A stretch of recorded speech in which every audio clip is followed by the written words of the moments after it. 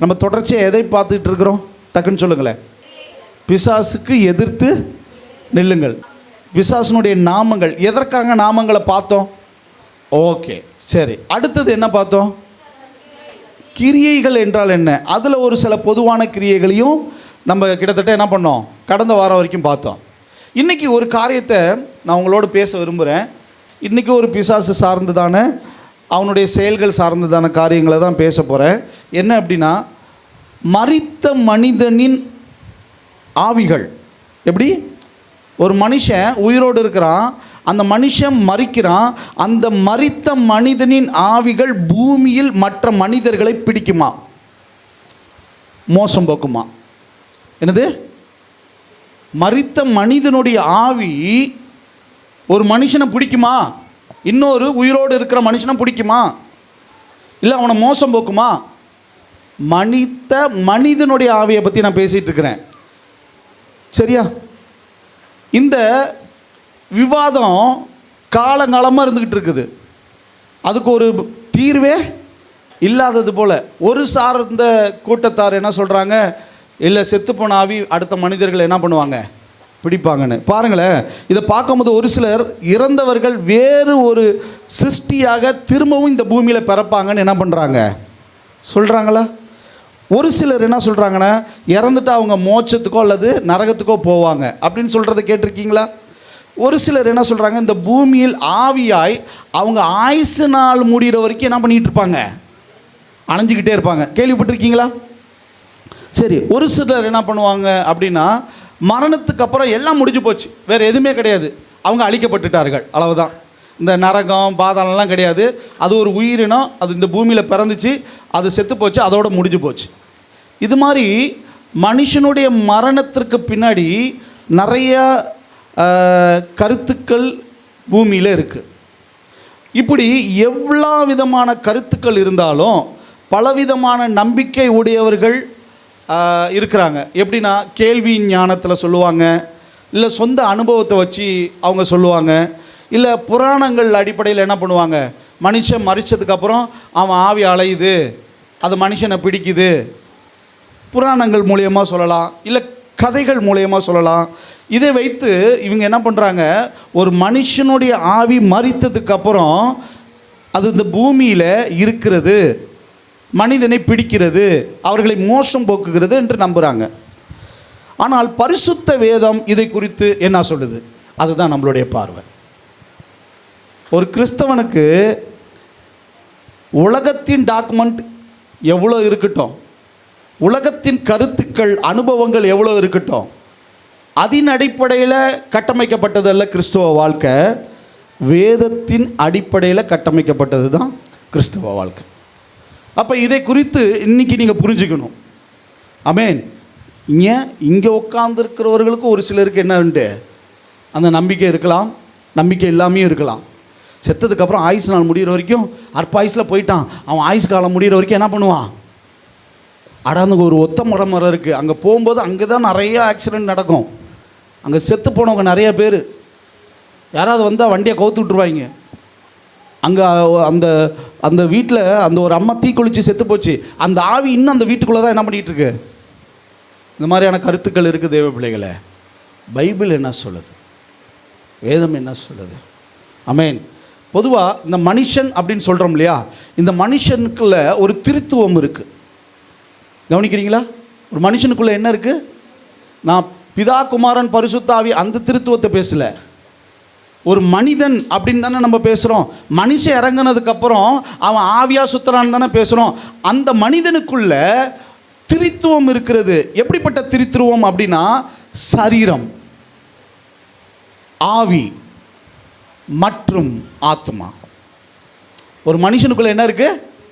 சரீரம், ஆவி மற்றும் ஆத்மா. இந்த மூன்றும் ஒருமித்து இயங்கும் போது மட்டும்தான் மனுஷன் பூமியில் கிரியையே செய்ய முடியும். இதை எத்தனை பேர் நம்புறீங்க? ஒரு ஆமேன்னு சொல்லுங்கள். ஐயா, இது மூணு இருந்தால் தான் இந்த பூமியில் மனுஷன் கிரியை செய்ய முடியும். ஓகேவா? இந்த மூன்றில் ஏதோ ஒன்று செயலற்று போனால் மனுஷன் செயலற்ற பிணமாகி விடுவான். நான் சொல்கிறது புரியுதா? மனுஷன் ஆவியாக அலையிறான் அப்படின்னும் போது முதல்ல மனுஷனை குறித்து நம்ம தெரிஞ்சுக்கணும். மனுஷன் திரித்துவமாக இருக்கிறான், அவனுக்குள்ள சரீரம் இருக்குது, ஆவி இருக்குது, ஆத்மா இருக்குது. இதில் ஏதோ ஒன்று செயலற்று போனாலும் அவன் போனோம். ஆமென். ஆவி ஆத்மா இல்லாமல் சரீரம் இயங்காது. அதே போல் சரீரமோ ஆவியோ இல்லாமல் ஆத்மா மட்டும் பூமியில் வசிக்க முடியாது. இதை முதல்ல புரிஞ்சுக்கணும். நல்லா புரிஞ்சுக்கோங்க. ஆவி ஆத்மா இல்லாமல் சரீரம் இயங்க முடியாது. அதே போல் சரீரமோ ஆவியோ இல்லாமல் ஆத்மா மட்டும் இந்த பூமியில் வசிக்க முடியாது. இந்த பூமியில்னா பூமிக்கு மேலே நம்ம சொல்கிற மனிதனாய் வாழுகிற காரியங்கள். சரியா? இங்கே கவனிங்க. ஆதியாகமம் 2வது அதிகாரம் 7வது வசனத்தில் ஆண்டவர் மனுஷனை எப்படி படைச்சிருக்கிறாரு, அவனுடைய சாஃப்ட்வேரை எப்படி அப்படின்னா, தேவனாகிய கர்த்தர் மனுஷனை பூமியின் மண்ணினாலே உருவாக்கி, சரீரம் உருவாயிருச்சா, ஜீவ சுவாசத்தை அவருடைய ஆவியை அவன் நாசியில் ஊதினார், மனுஷன் ஜீவாத்மாவானான். இந்த திரித்துவம் மனிதனுக்கு என்னென்ன இருக்குது? சரீரம், ஆவி, ஆத்மான்ற அடிப்படையில் தான் ஒரு மனிதன் இருக்கிறான்னும் போது, அந்த மனிதன் மரிக்கும் பொழுது நாம் என்ன சொல்லிடுறோம்? அவன் ஆவியாக சுற்றிட்டு இருக்கிறான், ஆவியாக அலைஞ்சிட்டு இருக்கிறான். இந்த பூமியில் என்ன பண்ணுவாங்க? அவர்கள் ஆவியாய் அலைவார்கள் என்று சொல்லி அந்த டெஃபினேஷன், இந்த டெஃபினேஷன், சில வேத ஆதாரங்களை கூட நம்ம என்ன பண்ணுறோம்? மரித்து போன ஆத்மாவிட்ட பேச முடியுமா? மரித்து போன ஆத்மாவிட்ட குறி சொல்ல பேசுகிறாங்கல்ல சூனியக்காரங்களை வச்சு. பைபிள் அப்படி இருக்கே, இப்படி இருக்கே, அது இருக்கே, இது இருக்கே. மரித்து போன ஆத்மாவை வர வச்சு என்ன பண்ணுறாங்க? சொத்து எங்கெங்கெல்லாம் நீங்கள் எழுதி வச்சுருக்கீங்க, வாங்கி வச்சுருக்கிறீங்க, அதெல்லாம் கேட்குறாங்களே. அம்மா ஜெயலலிதா அம்மா இறந்தோன்னே பாதி பைய கிளம்பிட்டான். என்னென்னு?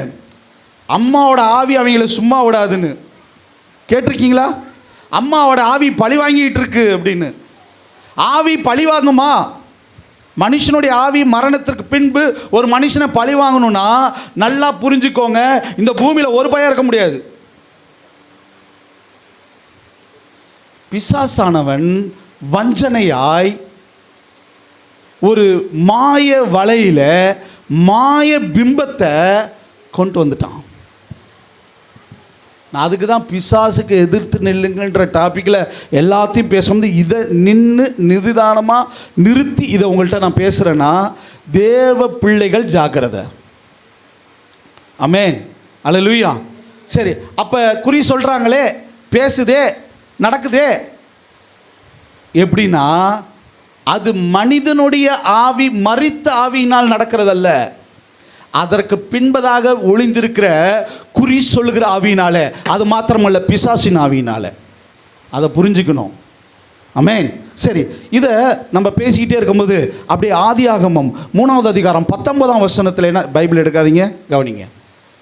நான் சொன்னேன் ஆதியாகமம் 2வது அதிகாரத்தில் மனுஷன் எப்படி உண்டாக்கப்பட்டிருக்கிறான், எப்படி உண்டாக்கப்பட்டிருக்கிறான்? ஒரே வார்த்தையாக மண்ணினாலுன்ட்டீங்களே. நான் 2வது அதிகாரத்தில் எப்படின்னு சொல்லியிருக்கிறேன்.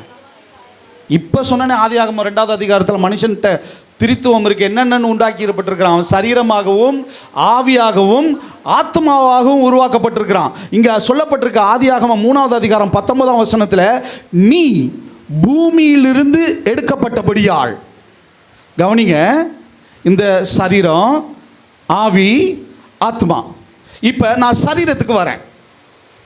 சரீரத்தின் அடிப்படையில் நாம் பார்க்கும் பொழுது, நீ மண் பூமியிலிருந்து எடுக்கப்பட்டாய், நீ பூமிக்கு திரும்புவாய். ஆண்டவர் சொன்னாரா? மனுஷன் எங்கேருந்து எடுக்கப்பட்டான்? அவன் சரீரம் எங்கேருந்து எடுக்கப்பட்டது? எங்கே போகுது? அப்போ மனிதன் மரணம் அடையும் போது மண்ணான சரீரம் மண்ணுக்கு திரும்புது.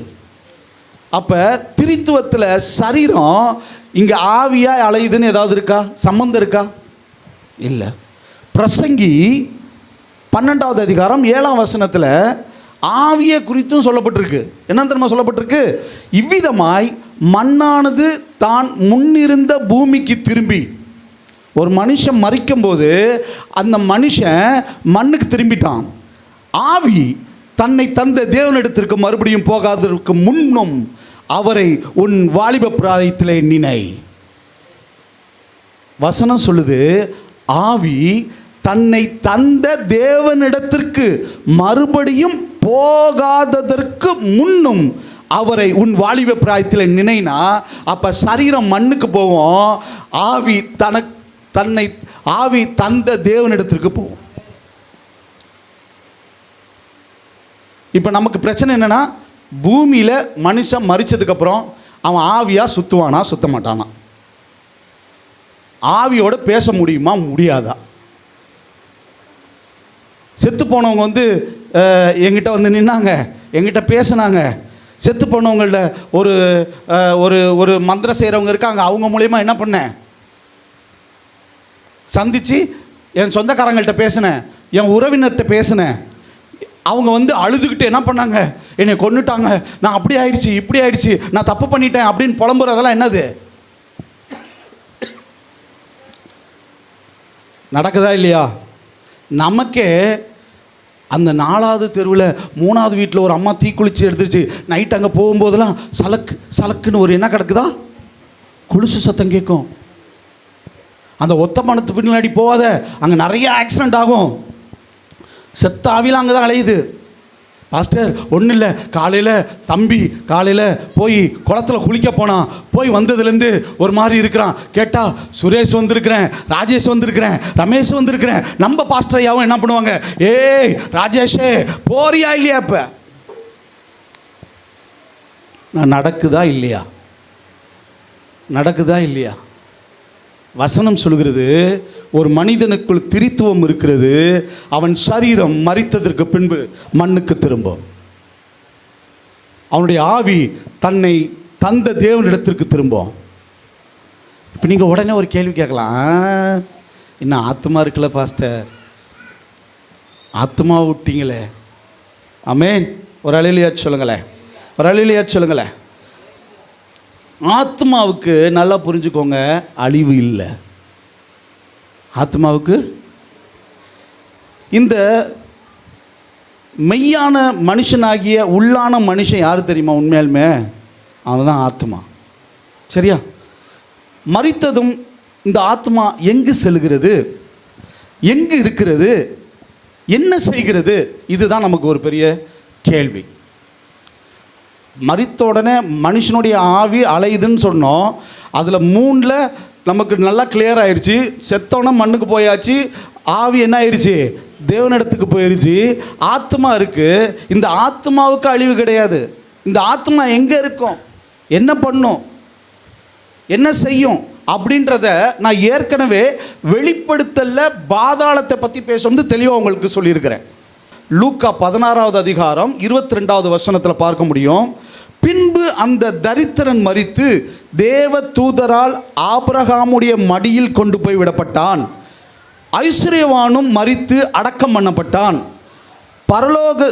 பாதாளத்திலே அவன் வேதனைப்படுகிற போது தன் கண்களை ஏறெடுத்து தூரத்திலே ஆபிரகாமையும் அவன் மடியில் லாசருவையும் கண்டான். நல்லா புரிஞ்சுக்கோங்க. அப்போ ஒரு ஆத்மா மரிச்சதுக்கப்புறம் அது எங்கே போகும் அப்படின்னா, வசனம் சொல்லுகிறது பாதாளத்துக்கு போகும். எங்கே போகுமா? பாதாளத்துக்கு போகும். இப்போ ஆண்டவராகிய இயேசு கிறிஸ்து மரிப்பதற்கு முன்பதாக அந்த பாதாளம் என்பது எப்படி செட்டப்பில் இருந்துச்சுன்னு உங்களுக்கு சொல்லியிருக்கிறேன். என்னாகமம் 16வது அதிகாரம் 30ஆம் வசனம் சொல்லுது, பாதாளம் பூமிக்கு கீழ் இருக்கிறதுன்னு. ஆமென், அல்லேலூயா. அதே போல் சொன்னேன், உபாகமம் 32வது அதிகாரம் 22ஆம் வசனத்தில் பூமியின் தாழ்ந்த இடங்களில் இருக்கிறது பாதாளம்னு சொன்னேன். வசனம் சொல்லுது. எசேக்கியேல் 13:14 பூமியில் தாழ்ந்த இடங்களில் பாதாளம் இருக்குன்னு சொல்லப்பட்டிருக்கு. ஏசாயா 26வது அதிகாரம் 19ஆம் வசனம், தானியேல் 12வது அதிகாரம் 2ஆம் வசனம் பூமியின் தூணில் இருக்கிறதுன்னு இருக்கு. ஆமோஸ் 9:2 மனிதன் வெட்டி பதுங்குற இடத்துல பூமியில் பாதாளம் இருக்குன்னு சொல்லப்பட்டிருக்கு. அப்போ பாதாளம் எங்கே இருக்குது? பூமிக்கு கீழே இருக்குன்னு நமக்கு தெளிவாக வசனம் சொல்லுது. இந்த பாதாளத்தில் தான் ஆத்மாவும் இருக்குன்னு சொல்லப்பட்டிருக்கு. மனுஷனுக்கு என்னென்ன இருக்குது? சரீரம், ஆவி, ஆத்மா. சரீரம் எங்கே போயிடுச்சு? ஆவி, ஆத்மா. அப்புறம் மனுஷன் மரித்து ஆவியை எங்கெங்கே அலையிறான்? எவனை பிடிச்சான்? வசனம் தெளிவாய் சொல்லுகிறது. வசனம் தெளிவாக சொல்லுது. இன்னொன்று, இப்போது இயேசு கிறிஸ்து மரிக்கிறதுக்கு முன்னாடி தான் இப்படி செட்டப்பு. இயேசு கிறிஸ்து மரிச்சிட்டாரா? அவர் உயிரோடு எழும்பினோன்னே பூமிக்கு கீழே இருந்த பாதாளத்தின் மேல்தட்டில் பரிசுத்தவான்கள் வாழ்ந்தார்கள், கீழ்த்தட்டில் பாவம் செஞ்சவர்கள் வாழ்கிறாங்கன்னு நம்ம பேசணும். நம்ம தண்டனை அனுபவிச்சுட்டு இருக்காங்கன்னு பேசணும். இந்த மேல்தட்டை என்ன நம்ம சொல்கிறோம்? என்னன்னு சொல்கிறோம்? பேரடைஸ், பரதேசுன்னு சொல்கிறோமா? ஓகே, இந்த பரதேசில் பரிசுத்தவான்கள் இருக்கிறாங்க, கீழ்த்தட்டில் பாவிகள் தண்டனை அனுபவிச்சுட்ருக்கிறாங்க. இப்போ இயேசு கிறிஸ்து மரித்து உயிரோடு எழும்பினோன்னே அவர் ஆவியில் போய் என்ன பண்ணுறாராம்? பாதாளத்தில் பிரசங்கம் பண்ணி சிறைப்பட்டவர்களை சிறையாக்கி மீட்டு கொண்டார்ன்னு இருக்கு. சரியா? இப்போ இன்னொரு காரியம், இப்போ இவர் மரித்து உயிரோடு எழும்பினோன்னு வசனம் சொல்லுகிறது பாதாளத்தில் ஒரு சின்ன சேஞ்சஸ். என்ன தெரியுமா? இந்த பரதேசியை மட்டும் 3ஆம் வானத்துக்கு கொண்டு போயிட்டார் அப்படின்னு வசனம் தெளிவாய் சொல்லுகிறது. அந்த வசனத்தை நான் எடுத்து காமிக்க விரும்புகிறேன். பாருங்கள், 2 கொரிந்தியர் 12வது அதிகாரம் 2ஆம் வசனத்தில், கிறிஸ்துவுக்குள்ளான ஒரு மனுஷனை அறிவேன், அவன் 14 வருஷத்திற்கு முன்னே 3ஆம் வானம் வரைக்கும் எடுக்கப்பட்டான். அந்த மனுஷன் பரதேசிக்குள் எடுக்கப்பட்டு மனுஷர் பேசாததும் வாக்கு கெட்டாதுமாகிய வார்த்தைகளை கேட்டான் என்று அறிந்திருக்கிறேன். அப்போ இது வரைக்கும் பூமியில் பாதாளம் இருந்துச்சு, 2 தட்டாக இருந்தது. அதில் மேல் தட்டில் பரிசுத்தவான்கள் இருந்தாங்க, அதை பேரடைஸ்ன்னு சொன்னோம். அது எதுன்னு சொல்லிட்டு இருந்தோம்? பரதேசன்னு சொன்னோம். இப்போ இந்த பரதேசம் எங்கே வந்துருச்சு? ஒரு ஆமேன்னு சொல்லுங்களேன், ஒரு அல்லேலூயா சொல்லுங்களேன். இது நான் ஏற்கனவே பேசுனது எத்தனை பேருக்கு புரியுது? ஓகே, இன்னும் உங்களுக்கு வசனத்தை கூடுதலாக காமிக்கிறேன். எபேசியர் 4:9, ஏறினார் என்பதினாலே அவர் அதற்கு முன்னே பூமியின் தாழ்விடங்களில் இறங்கினார் என்று விளங்கி இருக்கிறது. ஆமென், அல்லேலூயா. பாதாளத்துக்கு கீழே இறங்கி தான் என்ன பண்ணாரு? வசனம் சொல்லுது மத்தேயு 12:40, யோனா இரவும் பகலும் 3 நாள் ஒரு பெரிய மீனின் வயிற்றில் இருந்தது போல மனுஷகுமாரனும் இரவும் பகலும் 3 நாள் பூமியின் இருதயத்தில் இருப்பார். பாதாளத்தில் இருந்தார். ஒரு ஆமேன்னு சொல்லுங்க, அல்லேலூயா. அப்போ மனுஷன் மரித்ததுக்கு அப்புறம் ஆவியா அலையிறான். இவங்கள பிடிச்சிட்டான், அவங்கள பிடிச்சிக்கிட்டான். உள்ளே வந்து யாரும் கேட்டால் ஒரு ஆம்பளை பேர் சொல்லுது, ஒரு பொம்பளை பிள்ளை, வாலிப பிள்ளை, ஒரு ஆம்பளை பேர் சொல்லுது, பாஸ்டர் எப்படியாவது அவனை அந்த பிசாசை என்ன அந்த செத்து போன ஆவியை என்ன பண்ணுங்க, விரட்டி விட்டுருங்க. நல்லா புரிஞ்சுக்கோங்க, இருந்தால் தானே விரட்டி விடுறதுக்கு. ஐயா, இருந்தால் தானே ஏன் விரட்ட முடியும்? செத்த எந்த மனுஷனும் இந்த பூமியில் ஆவியாய் அலைய முடியாது. வேதம் சொல்லவில்லை. வேதம் சொல்லாததை தன் சுய அனுபவத்தில், சுய ஞானத்தில், புராணங்களின் அடிப்படையில் தேவ பிள்ளைகள் கேட்டு வஞ்சிக்கப்பட்டு போய்விடாதீர்கள்.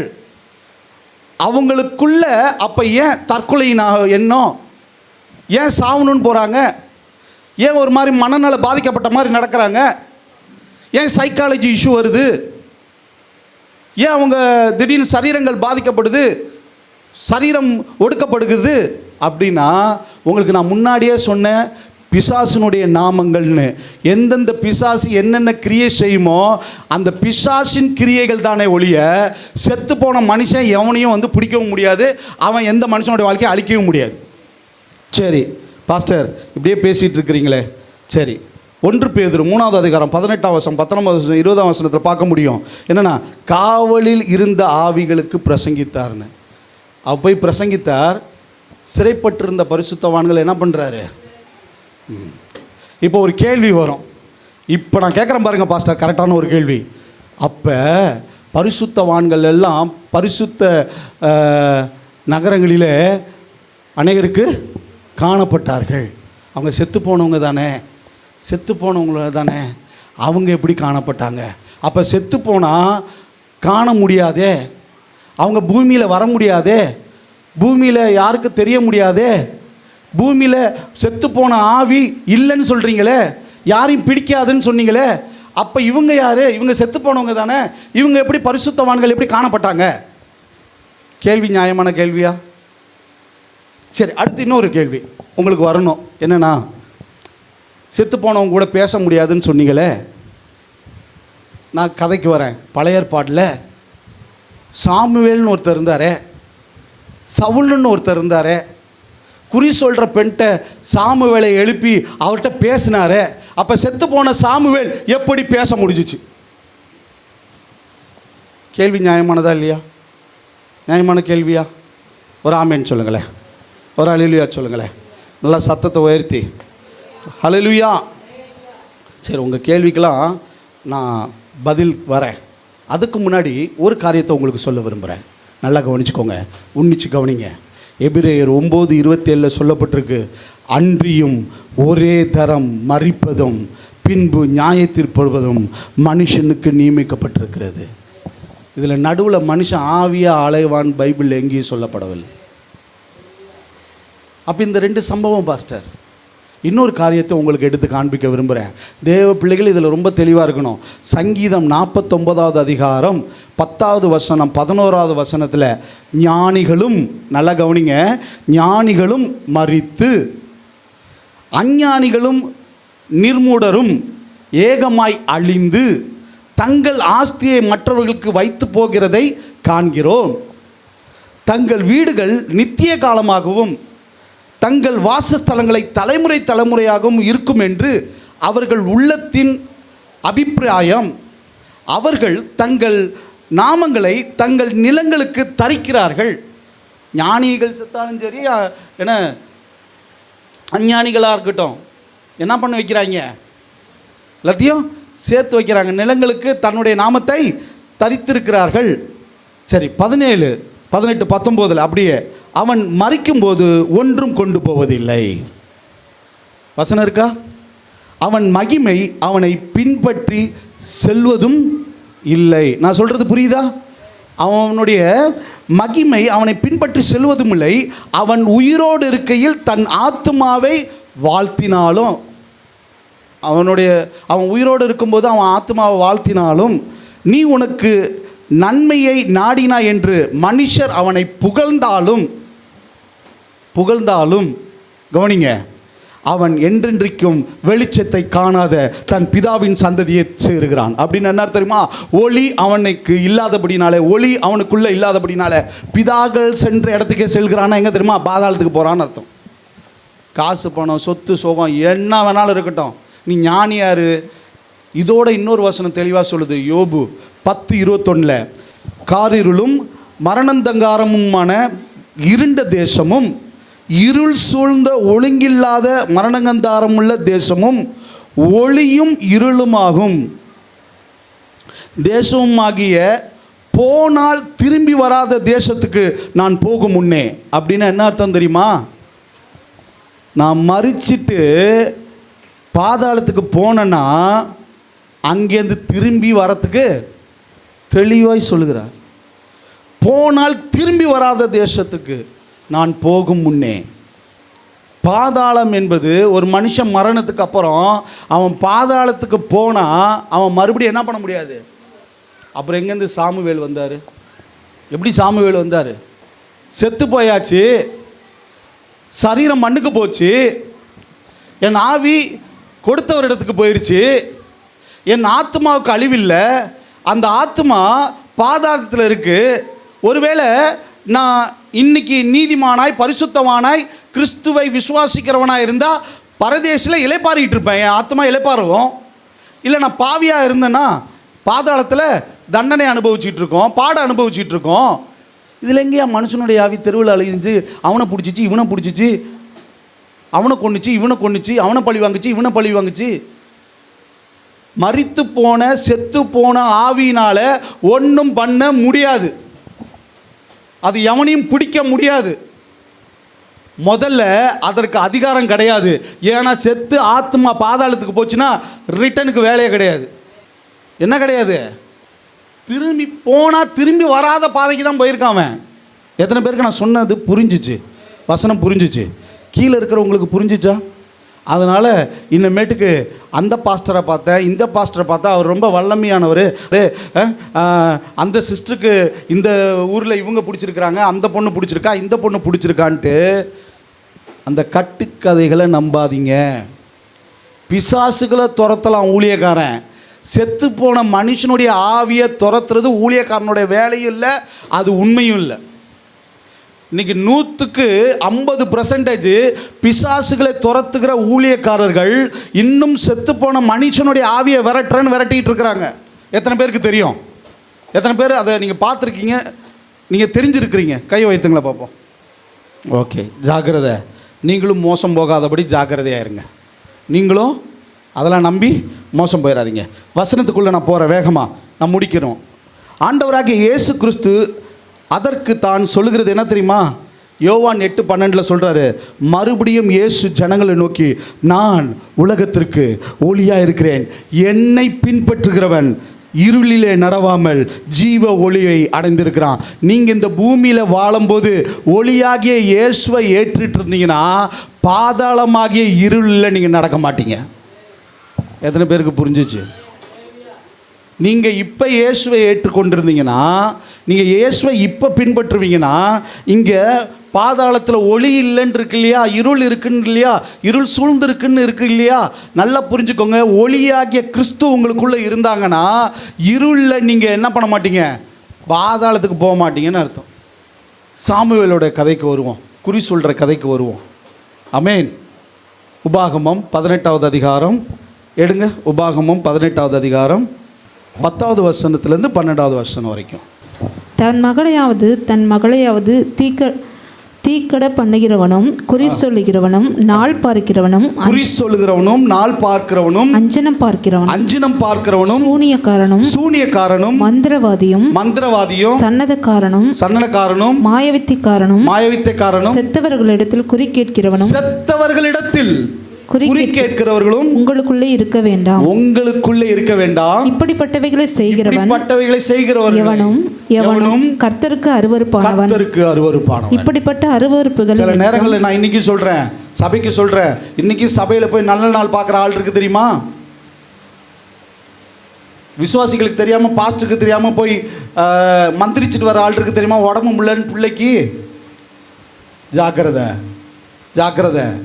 ஆண்டவர் அடி உங்கள் மேலே விழும், கர்த்தருடைய கோபம் உங்கள் சந்ததி மேலே வரும். போய் மந்திரவாதியை பார்க்குறது, மாந்திரிகத்தை போய் நம்புறது, மாந்திரிகத்துக்கு போய் கயிறை கட்டிக்கிட்டு வர்றது விசுவாசிகள் செய்கிறாங்க. நான் ஓப்பனாக சொல்கிறேன், தேவ பிள்ளைகள் செய்கிறாங்க, கர்த்தரை அறிஞ்சவங்க செய்கிறாங்க. நாள் பார்க்குறது, ஜோசியம் பார்க்குறது, ஜாதகம் பார்க்குறது, மந்திரிக்கிறது. கிறிஸ்து இயேசுக்குள்ளே வந்துட்ட ஒன்று அனலாரு, இல்லாட்டி குளிராரு. அங்கேயும் காலை வைப்பேன், இங்கேயும் காலை வைப்பேன்னா ஜாக்கிரதை. ஆண்டவர் அருவருப்பான்னு வசனம் இருக்கு. இதே அருவருக்கிற காரியத்தை யார் செஞ்சா தெரியுமா? சவுல் செய்கிறான். இந்த குறி கேட்க போனேன்ட்டு போகிறது, குறி சொல்ல போனோம், குறி கேட்க போனோம், வெளியில் தெரியாமல் பண்ணிட்டா கர்த்தருக்கு தெரியாமல் இருக்குமா? கர்த்தருக்கு அறியாமல் இருக்குமா? கர்த்தர் பார்க்குறாரு. சரி, விஷயத்துக்கு வரேன். இந்த செத்து போன மனுஷனுடைய ஆவி பூமியில் நடமாடுமா, குறி சொல்லுமா, பேசுமா, தண்டிக்குமா, ஒருத்தவனை பிடிக்குமா? அப்படின்னா பிடிக்காதுன்னு. அப்போ சவுளை குறித்து நீங்கள் சொல்கிறீங்களே ஐயா, அப்படின்னா சவுளை குறித்து பார்ப்போமா? வசனத்தை எடுத்து வாசிப்போம். 1 சாமுவேல் 28வது அதிகாரம் 14வது வசனம். 1 சாமுவேல் 28:14. அவருடைய ரூபம் என்ன என்று அவளை, அவருடைய ரூபம் என்ன என்று அவனை கேட்டான். அதற்கு அவள் சால்வையை போர்த்தி கொண்டிருக்கிற ஒரு முதிர்ந்த வயதான மனுஷன் எழும்பி வருகிறான் என்றான். அதனாலே சவுல் அவன் சாமுவேல் என்று அறிந்து கொண்டு தரை மட்டும் முகம் குனிந்து வணங்கினான். நல்லா புரிஞ்சுக்கோங்க, இந்த இடத்துல சவுல் சாமுவேலை பார்த்தான் இருக்கா? சவுல் சாமுவேலை பார்த்தானா? நல்லா புரிஞ்சுக்கோங்க, இங்கே வந்தது முதல்ல சாமுவேலுடைய ஆவியே இல்லை. சொல்கிறது புரியுதா? ஆமென். இது குறி சொல்லுகிற ஆவி, பிசாசின் ஆவி. பாஸ்டர், கொஞ்ச நேரத்தில் இப்படி யோசிக்கிறீங்களே, இப்படி பேசிட்டீங்களே. இங்கே வசனம் சொல்லுகிறது, நான் சொல்கிற வசனத்தை வாசிங்க.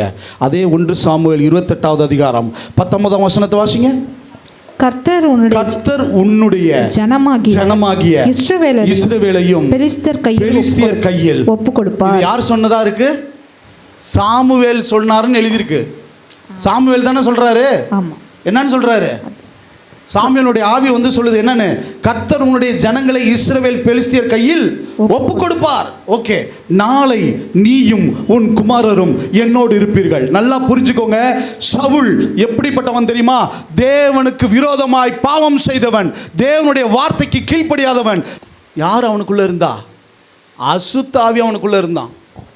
அசுத்த ஆவியினால் நிரப்பப்பட்டிருந்தவன், தேவ ஆவியை அற்றவன், தேவனுக்கு கீழ்ப்படியாதவன், தேவனால புறக்கணிச்சவன். யாரு?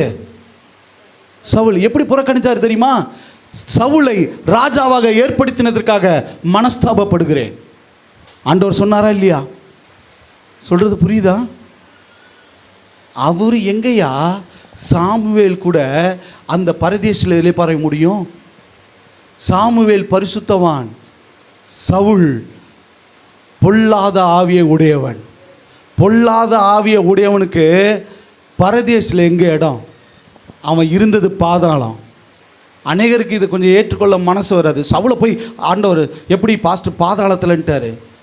நீங்கள் ஆண்டவரை ஏற்றுக்கொண்டாலும் நல்லா புரிஞ்சுக்கோங்க, ஆண்டவர் உங்களோடு இருக்கிற வரைக்கும் தான் நீங்கள் நீதிமான், பரிசுத்தவான்.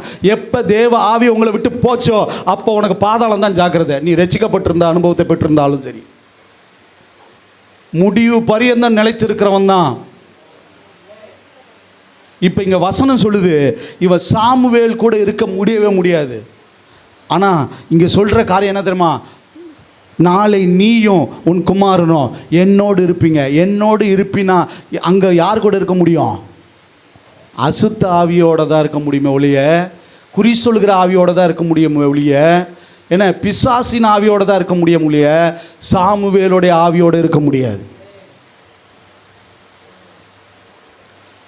அவன் சாமுவேலை பார்க்கவில்லை. சூனியக்காரிகிட்ட தான் கேட்குறான், அவன் ரூபம் எப்படி இருக்குன்னு சொல்லு அப்படின்னோடனே, அதற்கு அவள் சால்வை போர்த்திருந்த ஒரு முதிர் வயதான மனுஷன் எழும்பி வருகிறான்ற.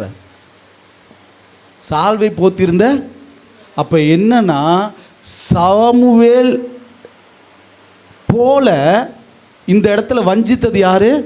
குறி சொல்லுகிற ஆவி. யாரை வஞ்சித்தா? அவன் ஒளியின் வேஷத்தையும் தரிக்கிறவன். ஜாக்கிரதை. இன்னைக்கு நிறைய பேர் இப்படிப்பட்ட வஞ்சனையில தான் விழுகிறோம். இங்க சாமுவேல் வரல, சாமுவே போல குறி சொல்லுகிற ஆவி. ஆமென். என் கூட இருப்பேன்னு சவுலை என்ன பண்ண முடியாது. சரி, நீங்கள் இப்படியா யோசிக்கிறத பார்த்தா வாசிங்களேன். 1 சாமுவேல் 15வது அதிகாரம் 35வது வசனம். 1 சாமுவேல் 15வது அதிகாரம் 35வது வசனம். சவுல் மரணமடையும் நாள் மட்டும் சாமுவேல் அப்புறம் அவனை கண்டு பேசவில்லை. நல்லா புரிஞ்சுக்கோங்க, சவுல் மரணம் அடையும் நாள் மட்டும் சாமுவேல் அவனை கண்டு என்ன பண்ணல தெரியுமா? எப்ப தேவனுக்கு விரோதமாய் தேவன் சொன்னாரோ அப்பொழுது சாமுவேல் அவன் கூட பேசுறதை நிறுத்திட்டான். அவங்க 2 பேருக்குமான இருந்த தொடர்பு முடிஞ்சிருச்சு. அவன் இப்பையும் நல்லா புரிஞ்சுக்கோங்க, சவுல் இப்ப இந்த பெலிஸ்தியர்களுக்கு எழும்புறாங்களே, யுத்தம் எழும்புதே, நான் என்ன பண்ணட்டும்னு பயப்படும் பொழுது அவன் தீர்க்கதரிசிகளை நாடல, தேவனை நோக்கி கூப்பிடல, மறுபடியும் சூனியக்காரையை நோக்கி போறான். சூரியக்காரியை நோக்கி போனவன் தேவனால் புறக்கணிக்கப்பட்டவனை எப்படி தேவன் பரதேசில் கொண்டு வந்து நிறுத்துவார்? புரியுதா? சொல்றது புரியுதா? அவன் சாமுவேல் கூட பரதீசில் இருக்க வசனம் தெளிவாக சொல்லுது, நாளைக்கு நீயும் குமாரன் என்னோடு இருப்ப. என்ன ஆவி சொல்லுது? குறி சொல்லுகிற ஆவி சொல்லுது. சில விஷயங்கள் பிசாசுக்கு தெரியும், சில விஷயங்கள் முழுமையும் பிசாசுக்கு தெரியாது. புரியுதா? அப்போ அவன் தெரிஞ்சதை சொல்லும் பொழுது நம்ம என்ன பண்ணுறோம் தெரியுமா? வஞ்சிக்கப்படுகிறோம். நீ சவுலாச்சே கரெக்டாக தானே சொல்லியிருக்கு, அப்போ சாமுவேல் தான் சொல்லியிருப்பாரு. நீ தாவீது உன்னுடைய ராஜபாரத்தை இது பண்ணிக்குவான், கரெக்டு தான், பிசாசுக்கு தெரியுமே. அவன் சொல்கிறான், ரெண்டு உண்மையை சொல்கிற மாதிரி அவன் உண்மையை சொல்கிறான்னு நினைக்கும் போது அவன் உங்களை வஞ்சித்துட்டு போயிடுவான். ஜாக்கிரதை. ஒரு ஆமேன்னு சொல்லுங்கள், ஒரு ஹல்லேலூயா சொல்லுங்களேன். ஹல்லேலூயா. உங்களுக்கு இன்னும் புரிகிற மாதிரி சொல்கிறேன். இயேசு உயிர் தெழுந்தபோது பரிசுத்தவான்களுடைய ஆவி என்னன்னா பரிசுத்த நகரத்தில், சரி வசனம் இருக்கா இல்லையா? ஒரு ஆமேன்னு சொல்லுங்களேன், ஒரு ஹல்லேலூயா சொல்லுங்களேன். இப்போ நீங்கள் கேட்கலாம், ஒரு கேள்வி கேட்கலாம், மரித்து போன ஆவி இந்த பூமியில் இருக்காதுன்னு நீங்களே, பரிசுத்தவான்கள் என்ன உயிரோடு இருந்தாங்களா? அவங்க மரித்து போனவங்க தானே. அவங்க எப்படி அப்புறம் பாதாளத்திலிருந்து திரைச்சீலை மேலேருந்து கீழே கிழிக்கப்பட்ட உடனே அவர்கள் என்ன பண்ணாங்க? பரிசுத்தவான்கள் நகரங்களில் காணப்பட்டார்கள்னு இருக்கா இல்லையா? அது எப்படி சாத்தியம்? அப்போ சரி, இதுக்கு ஓகே, இது எப்படி? நல்லா புரியணும், நல்லா புரிஞ்சுக்கணும். பரிசுத்தவான்களுடைய ஆவின்னு இருக்கா, சரீரன்னு இருக்கா? எடுத்து வாசிப்போம். மத்தேயு 27வது அதிகாரம். மத்தேயு 27வது அதிகாரம். மத்தேயு 27வது அதிகாரம் 52வது வசனம். ஒரு நிமிஷம், நான் எடுத்துறேன். 52 எடுத்து வாசிங்க. கல்லறைகளும் திறந்தது. அதுக்கு முன்னாடி வசனம் வாசிங்க. அப்பொழுது தேவாலயத்தின் சிறைச்சீலை மேல் தொடங்கி கீழ் வரைக்கும் 2ஆக கிழிந்தது. எப்ப நடந்துச்சு இது? எப்ப நடந்துச்சு? இயேசுவை சிலுவையில் அறையும் பொழுது நடந்தது. அப்பொழுது தேவாலயத்தில் சிறைச்சீலை மேல் தொடங்கி கீழ் வரைக்கும் 2ஆக கிழிந்தது. பூமியும் அதிர்ந்தது, கண்மலையும் பிளந்தது, கல்லறைகள் திறந்தது. நித்திரை அடைந்திருந்த அநேக பரிசுத்தவான்களுடைய ஆவியா சரீரமா? சரீரங்களும் எழுந்திருந்தது. வசனம் புரியுதா? வசனம் புரியுதா? என்ன எழும்புச்சு? செத்துப்பவனுடைய ஆவி எழும்பி வெளியில் வந்து நின்றுச்சா? சரீரம் எழும்பியது. அவர் உயிர்ப்பித்த பின்பு இவர்கள் கல்லறையை விட்டு புறப்பட்டு பரிசுத்த நகரத்தில் பிரவேசித்து அநேகருக்கு காணப்பட்டார்கள். நல்ல கரங்களை தட்டி. இதில் ஒரு ஆழமான சத்தியம் புரிஞ்சிச்சா இல்லையா? நல்லா புரிஞ்சுக்கோங்க. நான் மறுபடியும் வாசிக்கிறேன். அப்பொழுது தேவாலயத்தின் சிறைச்சலை மேல் தொடங்கி கீழ் வரைக்கும் 2ஆக கிழிந்தது, பூமி அதிர்ந்தது, கண்மலையும் பிளந்தது. எல்லாம் ஓகே தான். அடுத்த வசனம், கல்லறையும் திறந்தது. கல்லறை திறந்துச்சியா? யாரும் வரல வெளியில. கல்லறை தான் திறக்கப்பட்டுச்சு. வசனம் சொல்லுகிறது, நித்திரை அடைந்த அநேக பரிசுத்தவான்களுடைய சரீரம் எழுந்திருந்தது. நல்லா கவனிங்க. அடுத்த வசனம் என்ன தெரியுமா சொல்லுது? இது எப்ப நடந்தது தெரியுமா? கல்லறை திறக்கப்பட்டுச்சு. ஆனா அவர் உயிர் தெழுந்த பின்பு, இயேசு உயிர் தெழுந்த பின்பு 3ஆம் நாள் மரணத்தை ஜெயித்து பாதாளத்தை வென்று அவர் முதற் பேரானவர். உயிர் தெழுதலில் முதற் பேரான கிறிஸ்து உயிர் தெழுந்த பிறகுதான் வசனம் சொல்லுது, இவர்கள் கல்லறையிலிருந்து விட்டு புறப்பட்டு பரிசுத்த நகரத்தில் பிரவேசித்திற்கு அநேகருக்கு காணப்பட்டார்கள். அப்படின்னா என்ன அர்த்தம் தெரியுமா? இயேசு மரித்து உயிரோடு சரீரத்தில் எழும்பினது போல, மகிமையின் சரீரத்தில் எழும்பினது போல இந்த பரிசுத்தவான்களும் அவர் முதற் பேரானவர். இவங்க முன்னாடி எந்திரிக்கல, இவங்க ஆவியா அலையில. அவருடைய சரீரம் எழுந்தது போல அவராலே, அவர் மூலியமா தான் பழைய ஏற்பாடு பரிசுத்தவானா இருக்கட்டும், புதிய ஏற்பாடு பரிசுத்தவானா இருக்கட்டும், உயிரோடு எழும்ப முடியும் என்பதற்காக அவர்கள் சரீரங்களா எழும்பினார்கள். செத்து போன ஆவி பாதாளத்திலிருந்து எழுந்து வெளியில் என்ன இல்லை, பாவம் செய்கிற தண்டனையை பெற்றுக் கொண்டிருக்கிற ஆவி, துஷ்ட ஆவி வெளியில் அலையில. சரீரம் எழும்பிட்டு. எப்படின்னா, இவர் மரித்து உயிரோடு எழும்பினவர், மரணத்தை ஜெயித்தவர், முதற் பேரானவர், மரணத்திற்கு முதற் பேரானவர் என்பது இந்த உலகம் அறியும்படியாய் சரீரத்தில் பரிசுத்தவான்கள் எழும்பினார்கள், காணப்பட்டார்கள். சிறையில் இருக்கிறவர்களை சிறைப்பிடித்து விடுதலையாக்கினார். புரியுதா? ஒரு விஷயம் நல்லா புரிஞ்சுக்கணும். செத்த ஆவி பாதாளத்திலேருந்து வெளியில் வந்து மக்களுக்கு காட்சி அளிக்கலை. அவர் மரித்து உயிரோடு எழுந்தினார் அப்படின்னா அவர் யார்? மரணத்தை ஜெயித்து உயிரோடு எழும்புவதற்கு அவர் முதற் பேரானவர். அவர் எழும்பினதுக்கு அப்புறம் சரீரம் ஏன் எழுப்பப்பட்டுச்சுன்னா, சரீரமாக எழுப்பப்பட்டுச்சுன்னா அவரால் தான் அது கூடும், அவரால் தான் அது சாத்தியம். இது ஜனங்களுக்கு, தேசத்துக்கு, உலகத்திற்கு காண்பிக்கப்பட்டது. ஆமென், அல்லேலூயா. ஏன்னா அவர் சொன்னார் மரிக்கிறதுக்கு முன்னாடியே, ஆமென், என்னை விசுவாசிக்கிறவன் அவனும் பிழைப்பான், அவனும் உயிரோடு எழும்புவான். ஆமென், புரியுதா? இந்த இடத்துல ஒரு வேளை இப்படி இருக்கும். என்னென்னா, ஒரு வீடு இருக்குது, தூரத்தில் இன்னொரு வீடு இருக்குது. ஒரு பாட்டி அந்த தூரத்தில் ஒரு வீட்டில் இருக்கிறாங்க. அவங்க ஒரு வீட்டுக்காரங்களோட உறவினர். என்னைக்காவது ஒரு நாள் அந்த ஊர்லேருந்து அந்த பாட்டி வருவாங்க. இப்போ இந்த பாட்டிக்கு இந்த வீட்டில் இருக்கிறவங்க பழக்கம், சரியா? ஒரு நாள் இந்த வீட்டில் இருக்கவங்க ரெஸ்ட் ரூமில் இருக்கிறாங்க. அப்போ அந்த பாட்டி வந்திருக்கிறாங்க, வந்து பேசுகிறாங்க. ஏம்மா எப்படிம்மா இருக்க, நல்லா இருக்கியாம்மா? எவ்வளோ நாள் ஆச்சியா பார்த்து அப்படின்னு. உடனே இந்த அம்மாவும் இந்த உள்ளே இருக்கிறவங்க, ரெஸ்ட் ரூமில் இருக்கவங்க, பாட்டி எப்படி இருக்கிறீங்க, நல்லா இருக்கீங்களா? என்ன பாட்டி ரொம்ப நாள் ஆச்சு, ரொம்ப மாதம் ஆச்சு, ரொம்ப நாள் ஆயிடுச்சு, நீங்கள் வரவே இல்லையே அப்படின்னு கேட்குறாங்க. ஆமாம்மா, இந்த இன்றைக்கி தான் வந்தம்மா, இல்லை நேற்றுக்கு தான் வந்தம்மான்றாங்க. அப்படியே பாட்டி, ரொம்ப சந்தோஷம்னு வெளியில் வந்து பார்த்தா ஆளை காணோம். சரி, என்ன பாட்டி வந்திருக்காங்க போலன்னு அந்த 4வது வீட்டை தாண்டி இருக்கிறவங்கள்ட்ட போய் கேட்டால், இல்லைங்க அவங்க நேற்றுக்கு தான் இறந்தாங்க. இப்போ அந்த பாட்டி நேற்றுக்கே இறந்துட்டாங்க. இவங்க விருப்பப்பட்ட அந்த பொண்ணை வந்து என்ன பண்ணுறாங்க, ஆளை வந்து என்ன பண்ணுறாங்க, பார்த்து பேசுனாங்க. இது எப்படி நடக்கும் அப்படின்னா, செத்த ஆவி அவங்க நேற்றுக்கே இறந்துட்டாங்க, இன்றைக்கி வந்து என்ன பண்ணுறாங்க, பேசுகிறாங்க. இல்லை, நாளைக்கு அவங்க இன்றைக்கி கனவுல வந்துட்டு போனாங்க, பேசிட்டு போனாங்க, நாளைக்கு அவங்க இறந்துட்டாங்க. இது எப்படி? அப்போ இந்த பூமியில் அவங்க ஆவி அலையுதா? அதுதான் நல்லா புரிஞ்சுக்கணும். உங்களை குழப்புகிற, பயமூத்துகிற ஒரு தவறான மாயையை, பிம்பத்தை காண்பிக்கிற பிசாசினுடைய ஆவி, அது மறந்துடாதீங்க. இதனால் பிசாசுக்கு என்ன லாபம்? ஒன்று,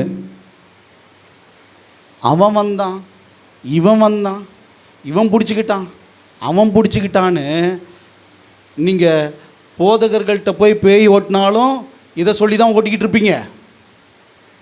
இல்லை, தர்காவில் போய் மந்திரிச்சாலும் அந்த பேரை சொல்கிறான், அந்த அம்மாவை சொல்கிறான், அந்த அக்காவை சொல்கிறான் அப்படின்னு சொல்லி அவங்கள சொல்லி தான் ஓட்டிக்கிட்டு உட்காந்துருப்பீங்க. இல்லை, நீங்கள் தாயத்தை கட்டி அங்கே மந்திரிக்கிறவங்கள்ட்ட போனாலும் வேப்பலையில் அடித்து போன்னு அந்த மனுஷன் பேரை சொல்லி தான் என்ன பண்ணிகிட்ருப்பீங்க.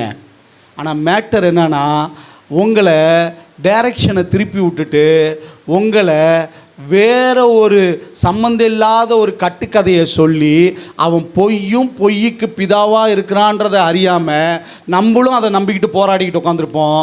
ஆனால் அந்த கிரியைகள், வான மண்டலத்து பொல்லாதாவிகள், அசுத்தாவிகள், சாத்தானனாவிகள், வலுசற்பத்தினாவிகள், இன்னும் சொல்லப்போனால் என்னென்ன நாமங்கள் சொன்னனோ அதில் ஏதோ ஒன்று வலுவாக உட்காந்து அவனை வாழ்க்கையை அழித்து சீரழித்து ஒன்றும் இல்லாமாக்கி அவனை தற்கொலைக்கு நேரம் நிறுத்தி அவனை சாவடிச்சிடும். அந்த ஆத்மா நஷ்டப்பட்டு போகும். ஏன்னா மனம் திரும்புகிற ஒரு பாவி நிமித்தம் பரலோகம் சந்தோஷமாக இருக்குன்னா, உங்களோட என்னை விட கெர்ச்சிக்கிற சிங்கம் போல் அவன் யாரை விழுங்கலான்னு வகை தேடிட்டு இருக்கிறான். அவனுடைய தந்திரமே மனுஷ ஆவியை சொல்லி வஞ்சித்து மனுஷனை வேறொரு பக்கமாக டைரக்ஷனை கொடுத்து வேறொரு பக்கம் இல்லாத ஒரு பிம்பத்தோட போராட விட்டுட்டு, யுத்தம் செய்ய விட்டுட்டு, கதற விட்டுட்டு அவன் கூலாக அவன் வேலையை பார்த்துக்கிட்டு இருக்கிறான். இப்போ புரியுதா? யாராவது வந்து அந்த பிசாசு பிடிச்சிருச்சு, இல்லை அந்த மனுஷன் பிடிச்சிட்டான், இந்த மனுஷன் பிடிச்சிட்டான், அந்த ஆவி செத்து போன ஆவி அலையுது, இந்த ஆவி அலையுதுன்னா நல்லா புரிஞ்சுக்கோங்க, கிரியையெல்லாம் நடக்குதே பாஸ்டர், நடக்கும். அது மனுஷனுடைய ஆவியினால இல்லை, பிசாசினுடைய ஆவியில் இல்லை. அதை புரிஞ்சுக்கோங்க. அது எந்த நாமம் சொல்லி ஐடென்டிஃபிகேஷன் பண்ணுங்க. அந்த நாமத்தில் சொல்லி, இயேசுவின் நாமத்தில், இயேசுவின் ரத்தத்தினால, அவருடைய வார்த்தையினால, வசனத்தினால ஓட்டுங்க. சொல்கிறது புரியுதா? நான் சொல்கிறது புரியுதா? நான் சொல்கிறது எத்தனை பேருக்கு புரிஞ்சிச்சு? இனி சுகாசினி அலைஞ்சிச்சு, வேற என்ன, காயத்ரி அலைஞ்சிச்சு, அது என்ன வரப்பே எல்லாம் இங்கிட்டே தான் வருமா? வாயில் நுழையாத பேர்லாம் உள்ள பேர்லாம் இருக்கே, அந்த ஆவியில் எங்கே? அது வெளிநாட்டு ஆவியா? ஜாக்கிரதை, ஜாக்கிரதை, மோசம் போகாதபடி ஜாக்கிரதையாக இருங்க. உண்மை கிரியை நடக்குது. பிசாசுக்குன்னு சில என்ன இருக்குது, கிரியைகள் இருக்குது. அது இந்த பூமியில் மனுஷனை மோசம் போக செய்து தற்கொலையின் எண்ணத்தை கொண்டு வர்றது யார்? பரிசுத்த ஆவியானவரை தற்கொலை எண்ணத்தை கொண்டு வருவார். அசுத்த ஆவி கொண்டு வருவான், பொல்லாத ஆவி கொண்டு வருவான், அந்தகாரத்தின் வல்லமை கொண்டு வருவான். ஆனால் அதையெல்லாம் யார் பேரில் கொண்டு வரான்? யாரை முன்னாடி நிறுத்துறான்? ஐயா, யாரையா முன்னாடி நிறுத்துறான்? மனுஷனை நிறுத்திட்டு பின்னாடி போராடுறவன் வேற ஒருத்தவன், பின்னாடி இருக்கிற தலைமை பீடம் வேற, பின்னாடி இருக்கிற பிரச்சனையே வேற, பின்னாடி இருக்க சூழ்நிலையே வேற. உங்கள் வாழ்க்கையை கெடுக்கிற, உங்கள் எதிர்காலத்தை கெடுக்கிற, உங்கள் சூழ்நிலையை கெடுக்கிற, உங்கள் கையின் பிரயாசத்தை கெடுக்கிற, உங்கள் சமாதானத்தை கெடுக்கிற, உங்கள் குடும்பத்தை கெடுக்கிற, உங்கள் சரீரத்தை கெடுக்கிற கிரியைகள் வேற. ஆனால் அவன் வேற யாரையோ ஒன்று சொல்லிவிட்டு அவன் கூட யுத்தம் பண்ண வச்சுவிட்டு அவன் கூலாக உங்கள் வாழ்க்கையை கெடுத்துக்கிட்டு இருக்கிறான். நல்லா புரிஞ்சிச்சா இப்போ நான் சொல்கிறது? உங்களுக்கு விரோதமாய் போராடுகிற பிசாசுக்கு எதிர்த்து நில்லுங்கள், அப்பொழுது அவன் உங்களை விட்டு ஓடி போவான். ஆமென், அல்லேலூயா. கர்த்தருடைய நாமம் மகிமைப்படுவதாக. அப்படியே நம்ம கர்த்தருடைய பந்திக்கு நேராக கடந்து செல்வோம்.